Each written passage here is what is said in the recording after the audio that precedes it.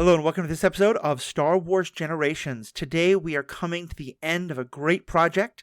Myself, Riki, and Sarah Hayashi have been giving you episode by episode coverage of Star Wars Rebels. Today we are finishing that up with episodes 15 and 16 of Season 4, Family Reunion, and Farewell. And so first, like they say, not farewell, but welcome. Sarah has not been able to be with us. She has been learning all about the world of clay and traveling all over the world and doing all sorts of great things. Sarah, great to have you back with us. Yeah, great to be back. Grad school's no joke. It's nice to have a little bit of a break and talk some Star Wars before I've got to dive back into it. Yeah. Nice. Well, we had to reschedule this a couple of times because I knew I definitely wanted you both on. And there's certainly we're going to have a lot more things for one or both of you to come on again. And Riki and I have been able to do some great episodes together. But Sarah, I really wanted you to be able to be a part of this last one, so I'm really glad we could make it work. And let's kind of just dive right into it. For those who haven't seen these episodes in a while, or if you are still not watching the episodes, you're just following along with us, well, you're very brave. And here's the episode summary for episodes 15 and 16. With Price as their prisoner, the rebels force her to give them the clearance codes to infiltrate the Imperial Command Center at the capital. This is all part of their attempt to free Lothal. They seize the control room and plan to issue an evacuation order for all Imperial forces to return to the command center, then launch it into space to self-destruct. Rook overhears the plan and warns Thrawn, who tasks him with disabling the planetary shield. Callus issues the evacuation order, and all Imperial forces enter the command center, but before they can launch, Thrawn arrives and positions his Star Destroyer directly above the city. Once Rook disables the shield generators, Thrawn orders the rebels to surrender or he will bombard the city. Ezra decides to surrender to stall Thrawn while the rest of the rebels move to reactivate the shields. Thrawn puts Ezra in contact with a hologram of Darth Sidious. Meanwhile, Mart realizes the plan is in trouble and takes the ghost to enact a backup plan Ezra had given him by sending a signal over Frequency 0 to summon help. As the rebels fight their way to the shield generator, Sidious tries to tempt Ezra with a promise to revive his parents. Ezra refuses the Emperor's deal and escapes custody, while the rebels are able to raise the shield before Thrawn can commence bombardment of the city. Zeb is able to trap Rook inside the generator as it activates, killing him. Gregor is mortally wounded in the fight and dies. That's what mortally wounded tends to mean. Thank you very much. Ezra fights his way to Thrawn and reveals that he arranged Mart to call the Purrgil, who arrive and destroy Thrawn's fleet. The Purrgil then grab Thrawn's flagship and prepare to drag it into hyperspace. Despite pleas from his friends, Ezra decides to stay on the ship to make sure Thrawn is defeated for good, and they jump away. With Thrawn's fleet gone, the rebels proceed with a plan to launch and destroy the command center. Price chooses to stay and go down with it rather than remain a prisoner of the rebels. Upon witnessing the destruction of the command center, the people of Lothal celebrate, and Hera is confident that they'll be able to resist any Imperial attempts to recapture the planet. 5 years later, taken to the Rebel Alliance's victory at the Battle of Endor, which both Hera and Rex took part in, the feared Imperial counterattack on Lothal never comes, and the Ghost Crew go their separate ways. Zeb takes Callus to meet his family, to Lyra-San, to show him that he didn't truly exterminate all of the Lasat species, but it is still very much taking the lover home to meet the parents. Beautiful husbands they are. And he is welcomed as one of them. Hera and Rex continue to fight with the Rebel Alliance, and it is revealed that Hera gave birth to her and Kanan's son, Jacen Syndulla. Sabine teams up with Ahsoka Tano to search for Ezra, leaving behind a mural on Lothal depicting the Ghost Crew. And we're not going to do many spoilers for Ahsoka here, but if a lot of this sounds like, oh, hey, is that the thing I saw in Ahsoka? It absolutely is. So, yeah, what did we think of these episodes? Well, I've been known to be hyperbolic about my love of this series and individual episodes. And while this isn't one of my top 5, I actually went through and I charted it out. It's not in my top 5 episodes. I still think that this may be the greatest series finale in all of the television I've watched. And especially in sci-fi TV series fandom, there are some big clunkers out there. So just being a satisfying ending is the low bar it had to cross. But I do think it's just one of the most satisfying endings of a series. Yeah, I agree. Not my favorite episode of Rebels, but still, like, I don't know if it's the best season finale in all of television. I mean, it was satisfying, right? Yeah. I don't think, I'm not dissatisfied by it. I do find the bad season finales much more memorable than the ones that were like, oh, that was good and satisfying. Yeah. But yeah, I mean, like, even if we hadn't got Ahsoka, I still think it would have been a satisfying series finale if we just don't know what happens after. Like, that's fine. I'm glad they're doing it. I'm glad Ahsoka exists, though. But yeah. Yeah, I think that's where I am as well. I think overall season 4 is my least favorite of the 4 seasons, probably. It feels like it is trying to do a lot to sort of get us all ready for Rogue One and A New Hope and all of that, which is, fine, and it does put all those pieces in place. But it also feels like, it is an incredibly satisfying ending. And on other episodes, we recently did a rewatch of the original trilogy, and we're trying to figure out how in the world to rank them. And I think that's kind of hard because seeing any of them as separated from the other two is kind of hard to think about. In the same way, I feel like, for example, like, is this my favorite viewing of Callus and Zeb together? No. But do all of those viewings of Callus and Zeb really work when I rewatch them because I know that they're going to actually get to this place together? Absolutely yes. And I think that that's what you said, Riki, about it being a very satisfying end to the series. It really, to me, kind of like viewing these two episodes on their own doesn't really make that much sense because, the stuff in the actual episodes themselves, like, I mean, the Purgle rescuing them is pretty darn cool. Alex Corman, one of my co-hosts now on the podcast, when we're doing all the rewatch stuff, pointed out that generally when you break the windows of a spaceship, it's not very good for it to travel, and yet the Purgle have and maybe their tentacles are big enough that it creates vacuum seals. I don't really know. That part was a little bit weird. I saw someone had the headcanon that I think is supported by some one line in one book somewhere, that the Purgles generate like a little bit of a field around them, and so that maybe that's why it's okay to have smashed the windows of the Star Destroyer. There's a lot of little things like that don't quite fit, but I don't really care. It's just it was a very satisfying end to all these character stories, and especially because, and I think by now we've forgotten it, but I still remember the chill I got when I saw Ahsoka at the end. Because that was the first time I learned that she's still around and that maybe I don't even think I was thinking that there'd be more of her story in actuality, but just knowing that somehow, we'd seen what happened with her and Ezra, but knowing that it does come to a real place and that they're going to go out and look and that the story continues, and that they had figured out how to answer why in the world wasn't she part of the Galactic Civil War of the original trilogy. Mm-hmm. I liked how it all came together. Yeah, she got yoinked out of time and space for a hot minute there. Yeah. Mm-hmm. Yeah, I agree. I super agree with the windshield breaking thing.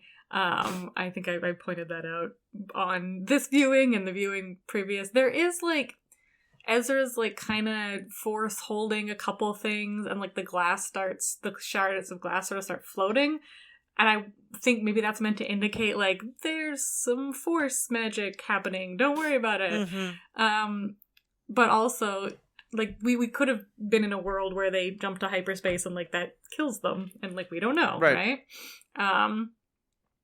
Glad we're not, but, still possible. And I do think there's, I don't know, Mart has some real clunky lines in these episodes. And there's, a couple other little, moments that are a bit annoying, but as a whole makes sense. Yeah. Yeah. I don't know. Especially it's because it like you'd mentioned, we've got this hard end, right? We're rushing towards this wall that we're about to slam into, and we got to get everything nicely set up before we get there. And that's always been the case for any sort of prequel movie, right? And Star Wars has it in abundance with all the canon that it's kind of got to keep straight. And I do think that Rebels just does a really good job of getting everybody to that point, but it doesn't necessarily make for a number one TV show. Just a contained episode of TV, if that makes sense. Well, let's talk about some of the parts that really worked. We'll definitely talk about some of the, other windshield breaks of the episode. One of the plot lines I think that I most enjoyed was getting to see, over the whole series, was getting to see some of the aging clones. And, all the great stuff that we talked about between it's Rex, Gregor, and Wolf, I believe, are the three. And, they really didn't trust Kanan at first, and he didn't trust them, and they really had to work together. And I feel like they got a really beautiful ending together, where Gregor winds up sort of giving, he's one of the people who winds up dying in the fight, and it's sad, but it feels very earned. Wolf comes through the fight, but in a very he gets to kind of have these really powerful moments with the Jedi about really recognizing and acknowledging burying the hatchet of all their conflicts from the Clone Wars and Order 66 and all that. And, and just knowing that Rex got to continue on and fight in the rebellion. I just loved that. It definitely brought a tear to my eyes, and a couple of times I watched it. Yeah, I think especially Rex and Gregor's moment as Gregor's dying, right? I'm so glad we got to fight for a battle, for something that we chose to fight for. Yeah. Was very endearing. Yeah. That hits hard because the Bad Batch continues to explore this theme in the post Clone Wars era, and really presents the idea that the clones are in fact slaves. And that line just drives it home that they didn't have a choice, that they were literally grown and bred to fight in that war, and ultimately were led to take actions outside of their own desires and controls with Order 66. And as Bad Batch is exploring that kind of post Order 66 trauma for several of the characters. Yeah. Yeah, I think that's exactly what I was thinking about as well, is how, I think it's powerful even the first time I saw it, but especially how Bad Batch has further filled that in. It really hits home. I will say that, it's great that we get to see, I think now in one of the most recent edits of Return of the Jedi, you can see the ghost out of the corner of your eye in one of the fight scenes. That's fine. I will not be okay. I believe that Rex fought maybe on Hoth. Maybe he was actually on Endor. But to me, I don't want him to be on Endor. I don't want him to be one of the old guy with the big white beard that we see that people have then claimed is Rex. Because to me, anytime a person who knew Anakin Skywalker spends time with one of Anakin Skywalker's kids, and we actually didn't get to see him, be like, hey, yeah, I know you should definitely go and try to save your dad because I knew Anakin. Blah blah blah blah blah. Don't tell me Rex was there and didn't talk to Luke about it. I just don't want that. I don't want that story. So, but otherwise, I'm good with all of it. Yeah, there's a lot of people in the rebellion. I'm fine with just knowing that Rex was there in the background. I don't need X specific character to be Rex. I don't think I'm why wouldn't you go talk to Luke? But it's a big rebellion.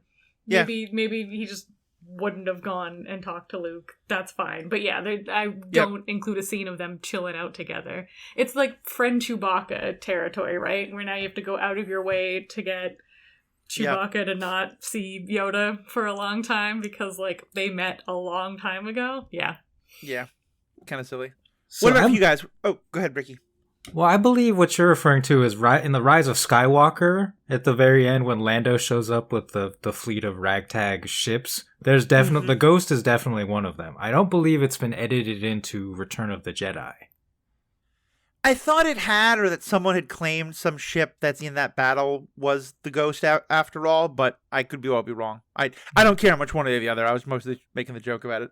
Yeah, and as for the bigness of the rebellion, it's huge. And the fact, we've talked about the whole Clone Wars, Grievous and Anakin never meeting in the course of the series because of one line in a movie. Yeah. So keeping characters apart is a tradition in Star Wars because you can't retcon stuff, right? So yeah. One line becomes extraordinarily important, and you have to stick to it no matter what. Yep. Yeah. So, what were some of the other things that really worked about all this for you guys? I really liked Sabine and Ezra's interaction at the very end, where she lets him go. Yeah, I think that right, like it's such a tough moment because they've all just lost Kanan. So this idea of losing another one of your friends probably does not feel good.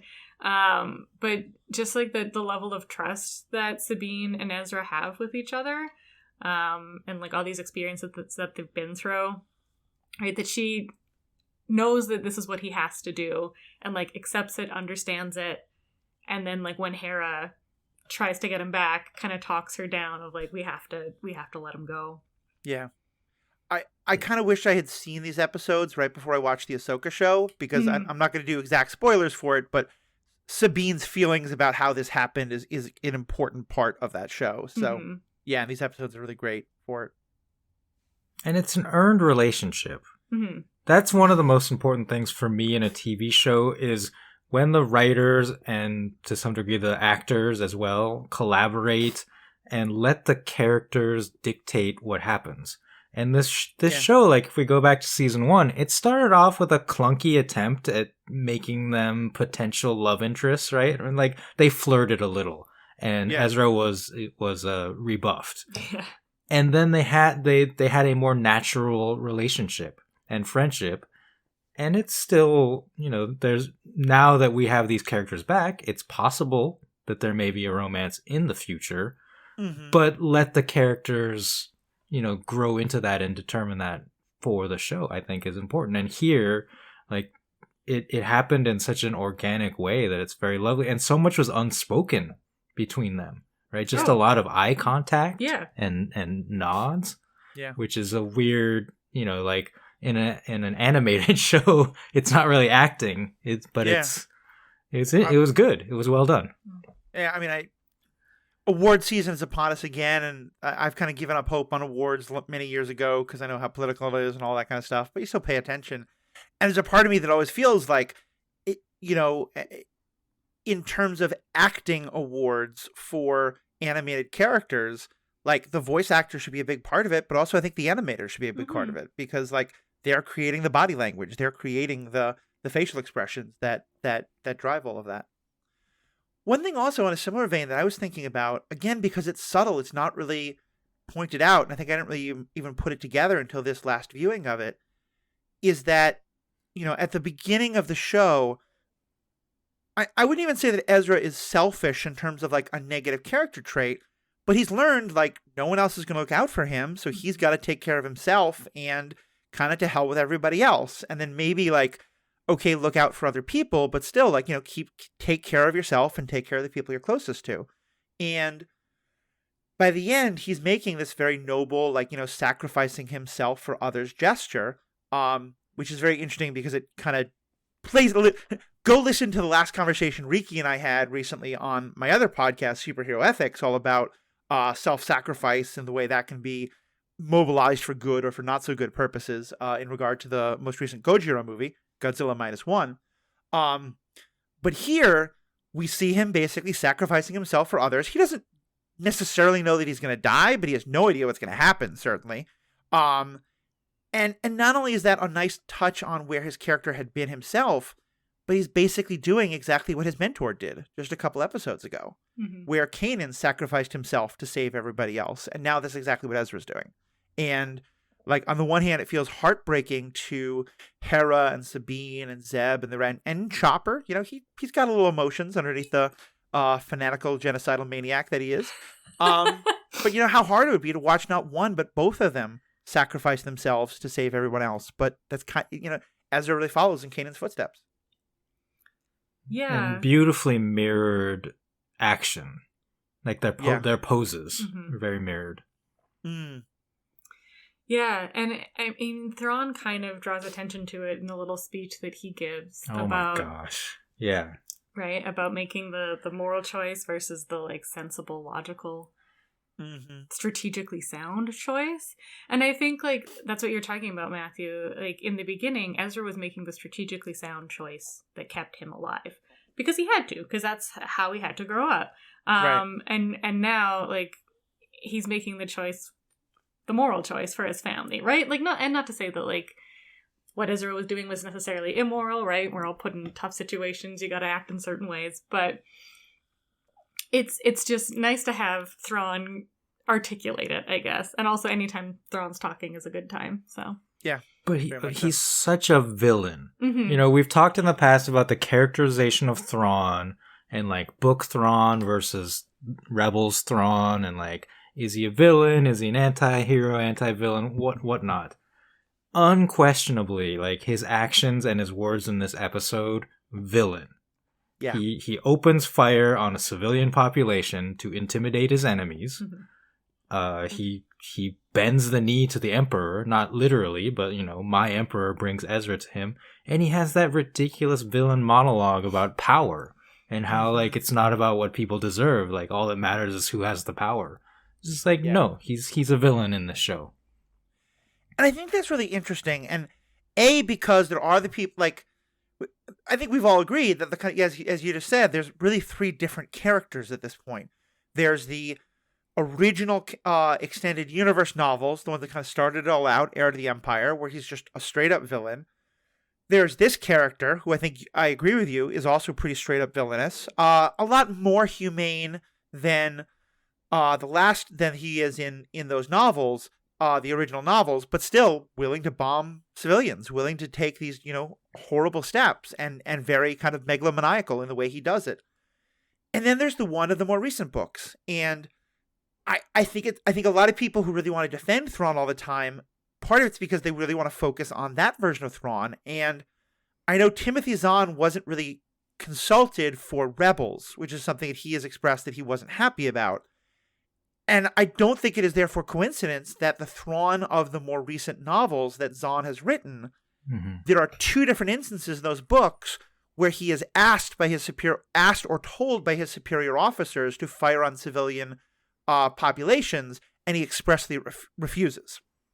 And he kind of has some philosophical musings on why you should, like, that's a step he will never take. I don't know that's how much, like, Timothy Zahn just wanting to, like, having kind of fallen in love with his villain character and wanting to make him more and more of an anti-hero, or is kind of Timothy Zahn's FU to what Disney did, not Disney, but what Rebels did to his character with this one. I don't really know the inside baseball story of it, but I do think it's very interesting that this is a very specific thing that this version of the character does that the version of the character in the later written works specifically repudiates.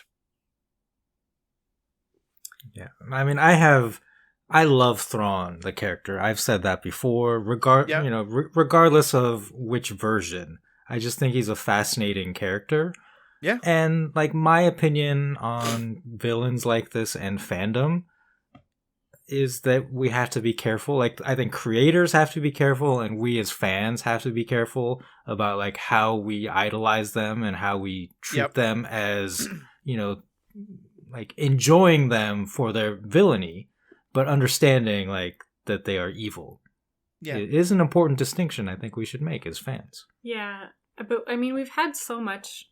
Especially, I mean, I don't know, maybe this has always been a thing, but recently with stuff like Loki, right, where the anti-hero, the villain to anti-hero trope is kind of a thing, is just like misunderstood bad boy. And like, I mean, I'm super guilty of it, right, of falling in love with these characters and falling in love with the idea that they can change and the satisfaction of then watching that happen. Because I think it's seems like a good thing to wish, that like the bad people stop being bad people and start making good choices. Like, that's a really satisfying thing to watch, but sometimes the bad people are just still bad people. And yeah, I don't know, like, I haven't read any of the book versions of Thrawn. I only know Thrawn from Rebels, and like, from listening to podcasts about it and like hearing Riki talk about it, it seems like the latest book version is kind of more like Sherlock Holmes and less villain at all. He's very Sherlock Holmes, although that was true originally, and Timothy Zahn has been on record saying that he like reads through Conan Doyle, like Sherlock Holmes stories before every time he writes him. And yeah, I agree with you. I think that the villain who takes a hero turn at the end, I mean, that's Darth Vader's story, literally. That's always been a part of it. And you're right, it's a very satisfying story at times, particularly when it's played by a young male actor who's quite handsome, and, therefore we want to forgive him all the things, because he just looks so pretty when he's sad and guilty, and if we just give him a hug, everything will be better. And that's why we've had some great discussions already, and I want to do at some point a full episode just on the idea of redemption arcs and how I think that word gets used way too easily.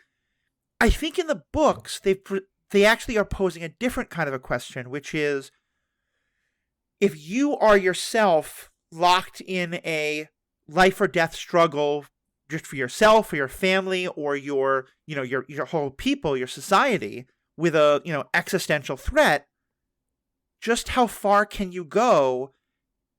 At what point is it too far to say, what deals with the devil can you make?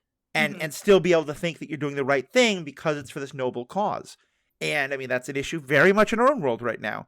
And I think that's the real interesting question about the Thrawn books, is like, Thrawn presents it as a character who doesn't like the Emperor, who thinks the Emperor is both morally and just militarily strategically wrong, but that he thinks that a strong empire is a better help to him against his own people's, great enemy. And I think where the books come out is he crosses the line. He goes too far. But it leaves it in a way that a lot of people are like, no, he's just an anti-hero. He's just misunderstood. And I think, as we're all saying, whatever else you think about what is said about him in the books, he's bombing civilians here. And that's, I think there's other things he's done already that are beyond the pale, but that has to be a pretty clear line of you're no longer claiming you're on the good side. Mm-hmm. Yeah. And I mean, we do have, like, a thing that always kind of bothers me, I guess, about this episode is when, like, they mention that part of their plan is get all the personnel into the dome, launch the dome into the sky, and blow it up. And, like, that's a lot of people. Mm-hmm. Right? And, like, they've all signed on to the Empire, presumably willingly. I don't know. Are there just some, like, technicians who are hired as contractors? Are there people who are just doing it because they've been forced into it? It's like, it's a little icky. I mean, we do know that the stormtroopers are all conscripts. Yeah. Yeah, right? So it's like, I don't know. It always kind of irks me. Not irks, but just like gives that like little scratch at the back of my brain that's like, maybe not this. Maybe this isn't great. But I mean, again, it's a cartoon. Like, they're all mustache twirling bad guys, so it's okay. I don't know. Well, speaking of mustaches or mutton chops, when Matthew, you were talking about redemption arcs, Darth Vader, Anakin Skywalker, Ben Solo, Kylo Ren, like Star Wars, the movies kept cheating us by killing the character. Yeah. And in this series, we get what many people, myself included, consider the best villain redemption arc in Callus, who's here at the end, fighting for the rebellion, giving a fantastic line to Governor Price in the beginning. She says, like, you betrayed the Empire. And he's like, the day I betrayed your Empire is the day I stopped betraying myself. Yeah. And it's just like the perfect line for him, and it kind of completes his arc. And it's, again, like, I keep using the word earned for so many of these characters. He earned it because he had to go through stuff. He had to literally earn the trust of the rebels as Fulcrum. Yeah.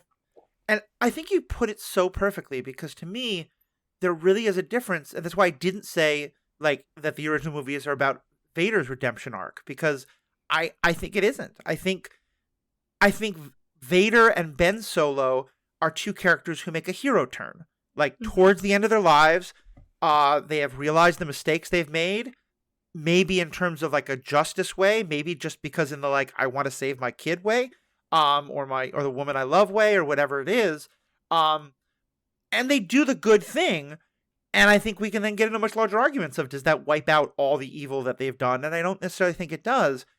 Callus, to me,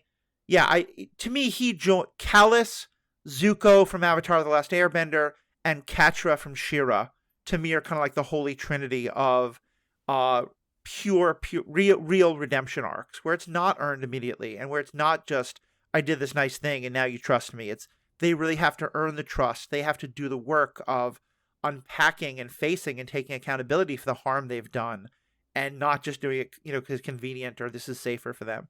So I love the connection between him and Zeb, but mostly what I love is that it is, and I think it is part his like warrior respect for Zeb, and it's like a strong connection, but it is clearly, I think, a love connection. Mm-hmm. And it is just, it just leads to this beautiful, beautiful story of redemption for him, to that moment where, because he did believe that he had wiped out this entire people, and he felt horrible about that. And the recognition that not only are there just a couple of survivors, but that they are rebuilding and thriving, and that they are welcoming him to be a part of it is, I'm getting choked up just talking about it, and I've seen it probably 10 times by now. Yeah, I mean, I love Callus and Zeb, and I mean, they're not a couple. You can't convince me otherwise. It's so sweet and like earned. Yeah, I guess maybe that's like, I don't know. Do you need to earn redemption? I think that's like a whole thing we could get into. But yeah, the fact that like he doesn't just do, I like the phrase hero turn as well, like as opposed to a heel turn, right? Like you've just decided to go to the goodies side instead of like out of nowhere going to the baddies side. My God. What? Sorry, I'm just doing my JR. It's a wrestling thing. Wrestling, yes. Words. I'm as lost as you are. Yeah, cool. Someone gets that, I'm sure, and is very appreciative.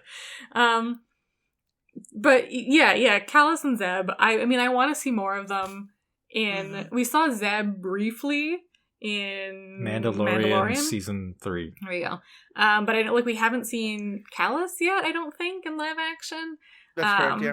And I want to see more of them and their happy little family living on Lyrasan, doing some rebel stuff, being cute. Yeah, I would love that. I initially had some real concerns about if Zeb could be done well in live action, but I think they've shown that he can be, and so I'm frustrated we haven't gotten more of him. Just to be clear, also backing up, when I say the redemption isn't earned, I'm not saying that I don't think the character has morally earned redemption. I mean that the show hasn't earned the saying that it's redemption. I think that whole other question of like, has he earned redemption? That's a whole like moral, theological, ethical one that we can go round and round and round on. But yeah, mostly it's just that idea of like from the show's perspective, like you don't get to tell me like everything's wonderful now because they, didn't let, their own kid be killed or, something else like that. For sure. No, I get what you're saying now. It's not just we're like told he's good now. So it's okay. We get to like see the progress, I guess, or like watch those little micro changes happening. Like Callus sitting on his bed, contemplative. Oh, so good. So good. So good. I feel like I've been very good in holding out half an hour before mentioning my one true love, Hondo Ohnaka. Yeah, he gets to be part of it. I think I deserve a cookie or something for that. But speaking of shows that I would watch forever, the Callus and Zeb show is there, but also the Melch and Hondo show I want to watch now, forever, please and thank you. Yeah, I love that we brought back Hondo and like Ketsu too. It was cool to see her again. Some piratey folk, but yeah, Hondo's so great. Hondo's so great. Hondo and Melch is great. They're adorable. I think at one point Hera alludes to like their special relationship, and I'm like, okay, say more on that. But this show has done such a good job of layering these secondary characters who have been guests. Like Hondo has appeared in maybe a half dozen episodes over 4 seasons, would be my guess. Of course, and we knew him from Clone Wars, but the connection to Ezra is real. And when he says, I would do anything for that boy, I think it was in the previous episode, we believe it. And all of these relationships, like that is what makes, to me, like this finale so satisfying and such a good ending to the series, is that it brings back all these characters that have real relationships and connections to Ezra and the Ghost crew, and shows how much his life and his involvement in their lives meant to them. And I wish it's already a huge cast of characters in this finale. But I do wish we could have seen like a Mandalorian, like Fen Rao. I mentioned while watching it, like AP5 is missing from it, the droid. And, like you can't, there's not enough time for them to all have their moments. So I understand, like, as a written television show, you can't bring everyone back. But those are just like my personal, I wish we could have had more people. Yeah, I agree. And I do think it gets to be a little, like, we kind of hit that tipping point because we've got, like, Vizago hanging out with Mart, and is it Gregor that's with them? It's Wolf, because they make several Wolf jokes. Yeah, okay. Vizago hanging out with them, and, like, he's just there, right? Like, Vizago doesn't really get to do much other than exist in the background.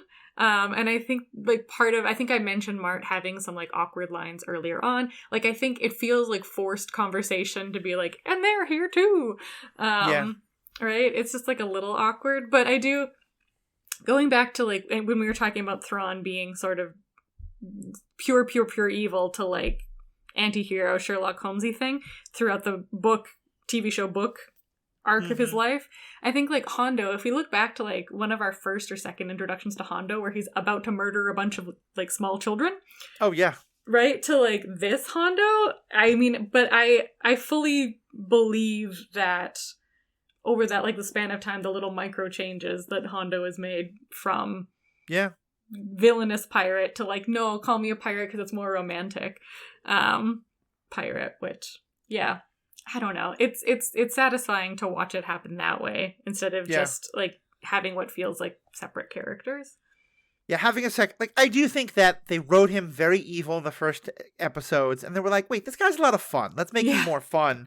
But I think after that, it really is, because when it starts out, I think particularly it's because of Ezra, and we get character growth. And I think, I again, never really thought of it in these terms, but what you, Riki, were saying about all those connections, I think this winds up being a really beautiful story about how rebellions come together, about how political movements come together, and it's community organizing. It's all about these connections that the rebel crew builds, and not entirely, but primarily Ezra, Hondo, like, Hondo has this great relationship with Ezra, but he's still willing to, like, lie and deceive and rip him off until he's not. And Ezra shames him and is like, I'm sorry, Hondo, I really thought you would do better, and he changes. And I think that's true with so many of the people, is that the rebel crew either inspired them to do better, or inspired them to have hope, or inspired them to think that they could work for something beyond just their own survival. And for me, as someone who really cares about how do we make justice movements happen in the world, particularly when it feels like we're all so divided, that's a really powerful message. Yeah. I think that, I don't know if they, like, explicitly state it, but the idea of, like, we win by protecting what we love, which I know is a line from one of the Last Jedi. Thank you. Like, it seems like, I don't know, like, Hera really exemplifies it, and like, it kind of extends to the rebel crew too. Like, I think it took Ezra a while to get on board with it, because, like, even recently, right, like, he was wanting just to defend Lothal, like, trying to convince Mon Mothma to go back to defend Lothal. She was like, there's 1,000 Lothals, like, we can't, just because that's the place where you're from, we can't focus our energy there. But yeah, to this, like, I'm now willing to get hyperspace whaled away to protect everybody. I don't know. Yeah, it's nice to watch the development and have it feel real and not just out of left field. Yeah, it does. To me, it's the exact opposite of the Rise of Skywalker, where everyone doesn't answer Leia's call in Last Jedi, but all of a sudden, Lando Calrissians are like, "Hey, want to go fight death-defying odds? Sure, why not? Yeah, why not? I don't know. Lando's cool. I mean, have you heard his voice? I have, but still, I never bought Cult 45, no matter how good his voice is on those ads. Fair. There you go. Yeah, or even, like, Last Jedi, the, like, friendship kiss thing, and then Ben dies. Like, I don't know. That's in Rise of Skywalker. Yeah. Let's put the blame where it should be. Sounds good. Bye. I think just why the community building part works for me so much is also it stands in such utter rejection of everything that the Emperor is, because and the Empire is, because the Empire is about, like, that's been Price's whole story is she doesn't believe in the Empire. She believes in covering her ass. She believes in doing what she can do to best advance. And, Callus, like we said, got out of that. And all these other people are just stuck in this, it's not a family the way the rebels are. It's this Empire. Yeah, I think the, like, grassroots community looking out for each other is, I mean, it's great, but also the, like, having it's weird because, like, the Ghost crew are obviously heroes that get into, like, wacky shenanigans and all sorts of zany adventures, right? But it's nice and having, like, a quote-unquote quieter look at the rebellion, right? Like, we're not there with Mon Mothma, we're not, like, seeing Luke blow up the Death Star. We're seeing these, like, auxiliary little rivers of what's going on, and having it be just, like, a smaller community that we get to follow is, I don't know. It seems more special to witness those smaller moments, I guess. Yeah. I have a thing that kind of ties a lot of the stuff we've been talking about together in a weird way that is satisfying to me. I like weird. Go for it. And that is Captain Pellaeon. Who is Captain Pellaeon? So, roll up your sleeves, for folks. Sarah. Let me tell you. In the original novels, Captain Pellaeon is the captain of Thrawn's Star Destroyer, the Chimera. And he is like his kind of Watson to Holmes. He's the one that Thrawn is always explaining his brilliance to. Okay. And he's like the cabbage head who's standing there like, oh, like, I don't understand, Grand Admiral. At the end of this... all the chapters about Thrawn are from Pellaeon's point of view. Oh, nice. And at the end of this episode, Thrawn says, my blockade will stop them, regarding the Purrgil, and they don't, and he calls up to Pellaeon. And it's actually, I like the moment because it's also Thrawn loses his cool. I think it's the first time we see him lose his cool. He's just, like, shouting at his bridge staff. And he calls up to Pellaeon, and Pellaeon's like, we couldn't stop them, and, like, it breaks up, right? But the what is important to me is that he is not with Thrawn. And part of that is because he can't go with him to the unknown regions, because the books establish that he fought at the Battle of Endor, so he has to stay in the galaxy, like from a Star Wars perspective. Right. But, we're talking about the Ghost crew and all of the auxiliaries as this found family, found rebellion. And in this moment, in this final battle, Thrawn's most trusted ally is not with him on the bridge of his flagship. Yeah. And I think that is just like, he's literally standing alone. Like, Rook is not there either. Governor Price is not there. It's just him and a bunch of lackeys. Right. No, it's so true. And it's, and here's where I do think the books really feed in well, because the books that kind of, one of the books is set in between, the rebels defeating him at the end of season 3, and then them now defeating him again at the end of season 4. And in that time, both Vader and the Emperor really question his loyalty and question his competence, and set up this thing where he kind of feels like he has to defeat them. Like, I do think there's an extent to which he's under the books, at least, then late, it's kind of retroactively, but they're kind of saying this thing about, how, the rebels are all supporting each other. On his side, what the Emperor is saying is, you got to do this or you'll get killed. And Price is in the same way. And that's part of why Price is willing to just die as part of this, because she knows there's no other future for her. There's no future she wants as a rebel prisoner, but also she goes back, the Empire will just kill her for gross miscompetence, whatever it is. Yeah, I mean, like, she mentions it, right? Like, if Thrawn gets here before I get the Jedi, I'm executed. And you will be too, for fun. So go look harder. Yeah. Two other things I just want to comment on, just kind of feeding into stuff you guys were saying. Riki, I'm really glad you used the words found family, because I do think that's a really big part of it. And to me, found family, I think it's a term that most of our fans know pretty well by now. We've talked about it before. But and I think you can pretty much, like, it's used by a lot of people, but it has an especially amount of significance in, like, the queer community and in other communities, folks who both by physical distance or just because people have passed on, but often because there's emotional barriers, really aren't connected to, their birth family or their blood family or their adoptive family. And so these families of choice and found families become so important. And it really is at the heart and soul of the show. And it's something that I think they kind of really name in this. And I think it's Ezra starts out really carrying this idea of, if only my parents were still here, everything would be better. And that he's not part of the ghost crew because he's still holding the torch for his parents who have passed on. And then they haven't passed on, but they have. There's all sorts of shenanigans. And so the fact that he literally gets tempted to abandon his found family to try and have this version of his birth family again, which again, it's this dark side shadow. And I think that's, it's not that I think he is saying his found family is more important than his parents, but that I think in season 1, Ezra would have absolutely abandoned the ghost crew to have his actual parents with him again. And by the end, he doesn't. He's able to resist the temptation. I think it's a real sign of the found familyness of it all.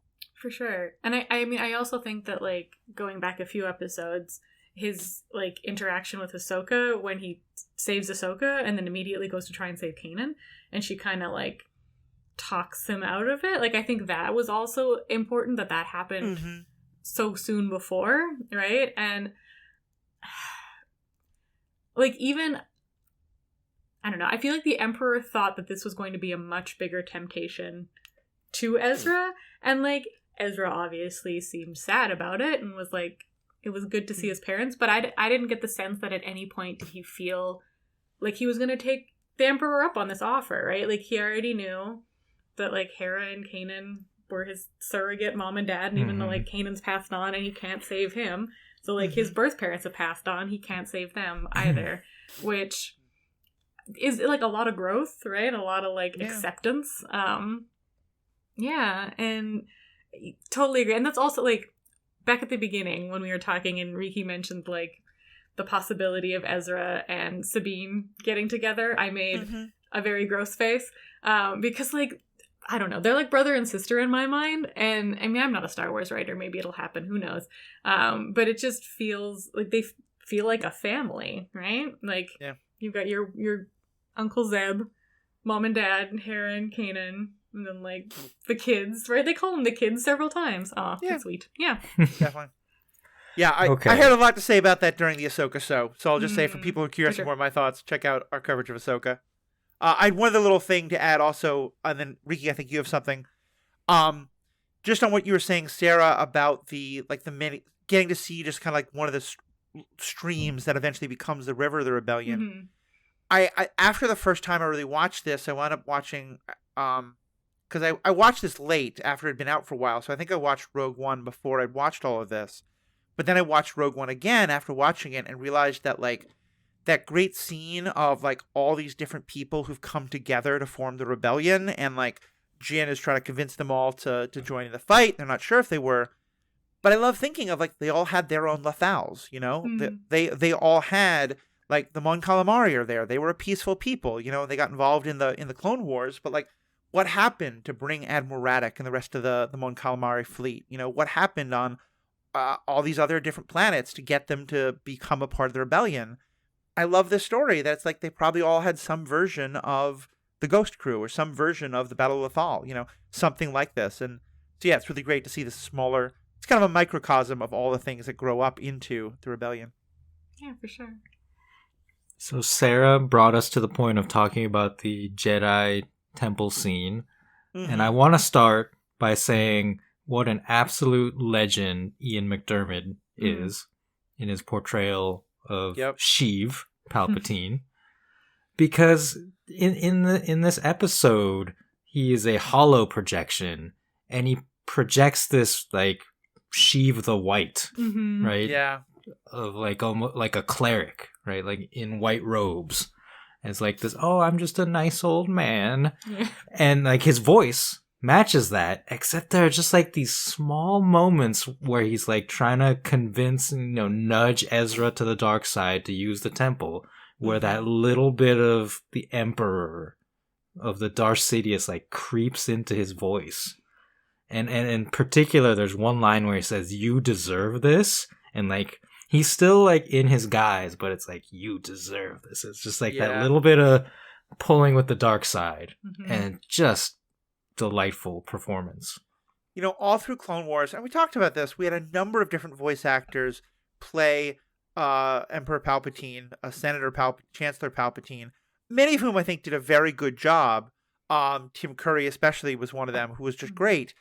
But I am so glad they got Ian McDermid, the original actor from the original movies, and who was also the actor in Rise of Skywalker, back for this voice acting. Because, yeah, I think it is so good. And frankly, like, so now we add Ezra to the long list of people, who have seen right through Palpatine's manipulations and been like, thanks, but no thanks. It kind of just makes me more and more think that Anakin's a punk. Yeah. Like, yeah. Oh, Anakin. Anakin had issues. Yeah. Yeah. I don't know. Yeah. And he does set the, like, I do think that I think the Emperor was at his most manipulative with Anakin, and then for some reason just never goes back to that. And like, this is a much weaker attempt than that is. But yeah, and he's trying to pull the same strings, right? The like, your family, think about your family, but it's just not working for Ezra, because Ezra has the found family that Anakin didn't, right? Like, or he only had Padme. Padme was Anakin's family at that time. Well, yeah, it's and offering. Go ahead. Well, it goes to the Obi-Wan relationship. Like, Dave Filoni has made a lot out of this, about the fact that Qui-Gon was killed. He was supposed to be Anakin's father, so instead Obi-Wan is the one who raises him, but he, you know, literally says, "You were a brother to me," so he couldn't be the father to Anakin. Yep. And I think the guilt that Obi-Wan feels is because of that, because he failed Anakin. Like, he couldn't be the father. And yeah, just like Ezra had Kanan, and we've talked on this show about how that's like the best. Kanan's the best Jedi ever, and that was like the best master and apprentice relationship ever that we've seen in Star Wars. And I think it's all connected in that way of like, this is how it should have been, in a way, like how Anakin and Qui-Gon could have been, perhaps, and how Obi-Wan failed in that role, unfortunately. Yeah, I like it. I have two rapid fire things that are not related to anything we've talked about, but are related to this episode. If that's chill. Go for it. Okay, the first is Rook, and how everybody keeps referring to Rook as like a thing or an animal, even though he's clearly sentient. What up with that? I think that's whack. And the second thing is Ezra's speech about, like, you didn't make this, you didn't earn it, you don't understand it, regarding Thrawn and his art collection needs to be, like, plastered on the walls of, like, the British Museum and all sorts of those establishments. Yeah. Yeah.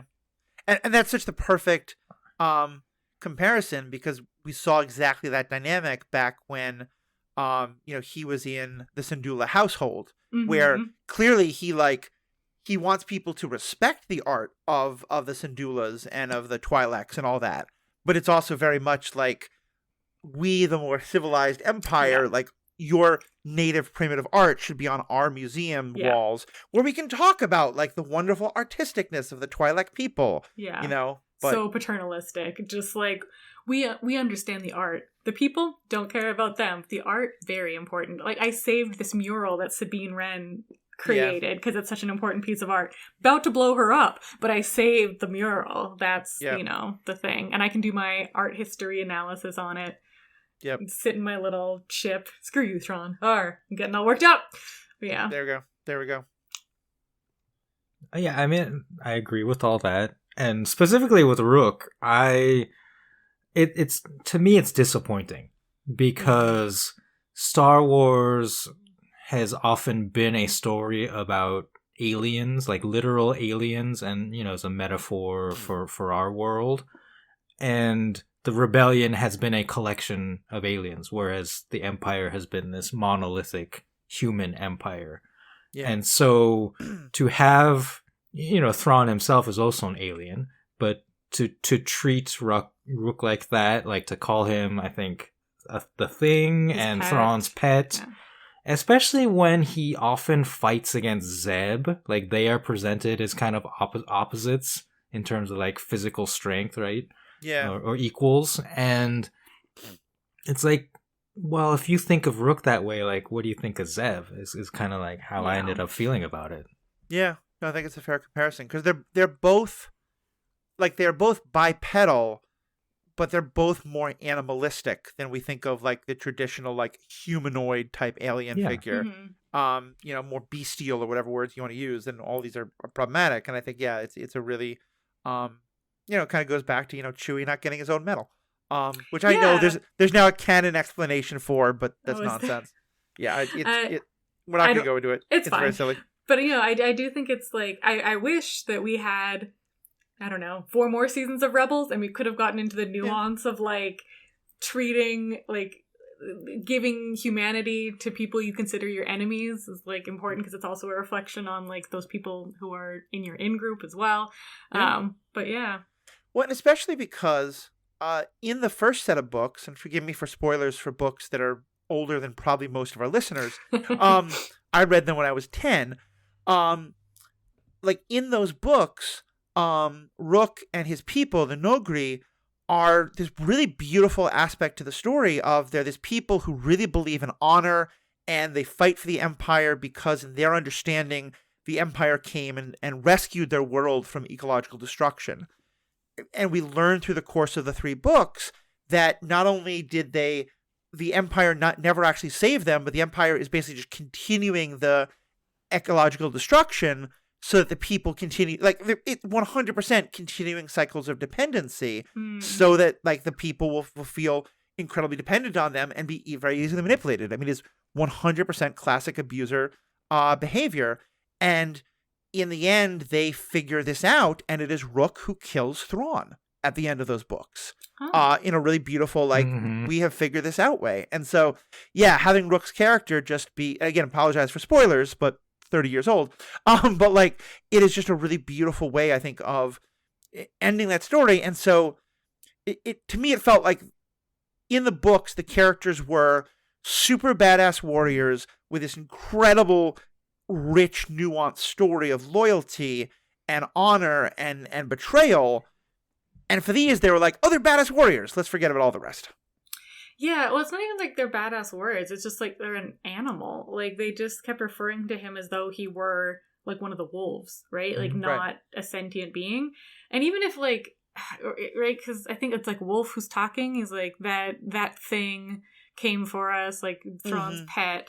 Even like having like, I don't know, like not Vizago, that doesn't make sense, but having someone there to be like, Rook's a dude. You can just call him a person. Like, he's a bad person and we don't like him, but he's still a person. Even his ally, Governor Price, never calls him by name, always refers to him as assassin. Yeah, but that makes sense, right? Because Price is bad. Yeah. Right? I don't know. Well, I'm presenting it more of, I guess, he gets it from all sides? Or just like what the writers, like their mindset with this character of not, because ultimately it's the writers who aren't treating Rook like a person, I think. Yeah, like I think if others had done differently, then it works as, Price has a lot of the human superiority prejudices of the Empire. But the fact that it's everybody who sees it like that, just disappointing. Getting all meta. Yeah. So, yeah, I think overall, good episodes, not necessarily the favorite, but in terms of how it wrapped everything up, just no complaints, Yeah. Just would not watch these in isolation. That would be weird. But as like the dessert of a very enjoyable meal of Rebels, fantastic. Yeah. And the whole second half of the season. So like when I watch Rebels, sometimes I'll just watch individual episodes because they're really good. Like I did that this time to finish up. I think we went through the honorable ones, which is Zev and Callus on the Ice Moon. So good. Oh, so good. Twin Sons, which is the Maul Obi-Wan episode. And then we got to Jedi Knight, which is the Kanan episode from season 4. And from that point in this season, from Jedi Knight onward, I think it's like 6 episodes, you just can't stop watching. Like it's an arc. It's a good arc. I don't know if it's my favorite arc, but it's like, yeah, you can't turn it off. Yeah. Yeah, I think so.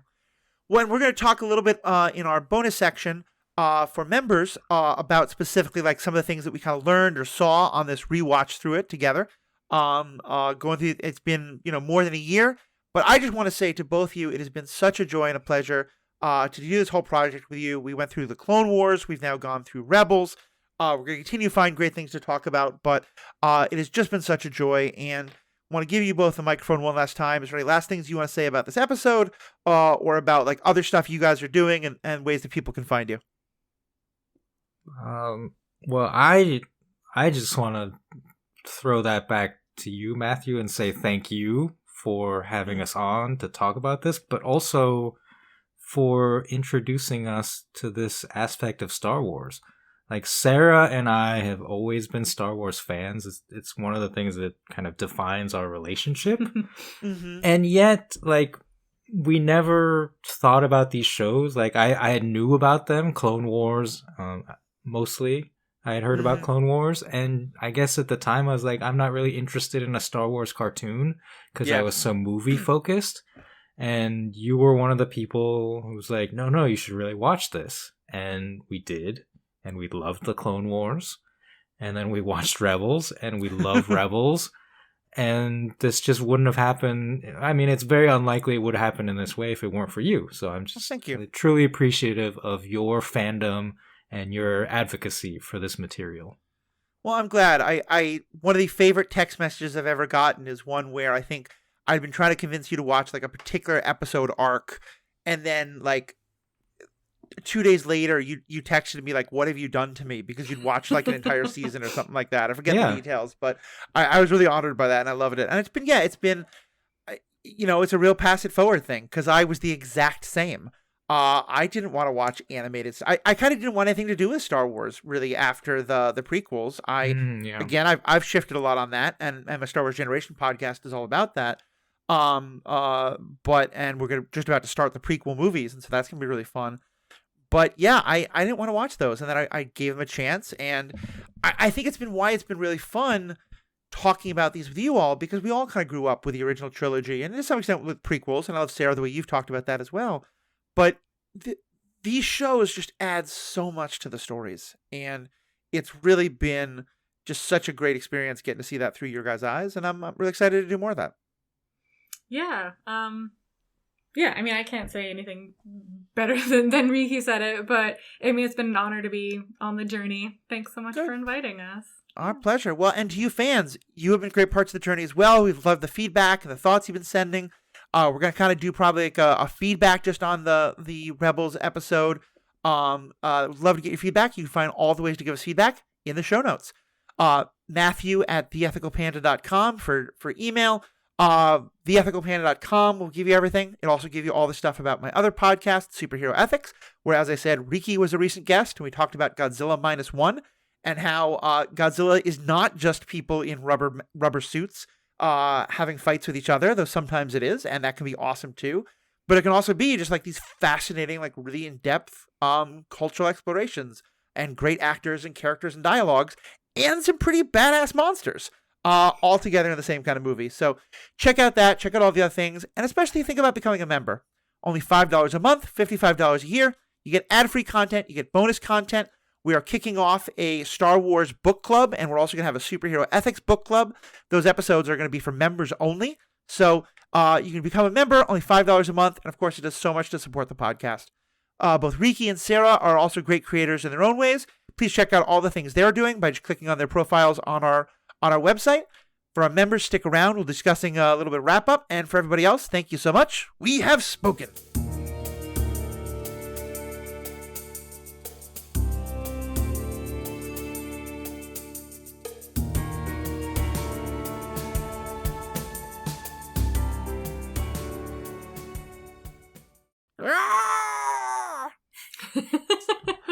My attempt at the Godzilla noise.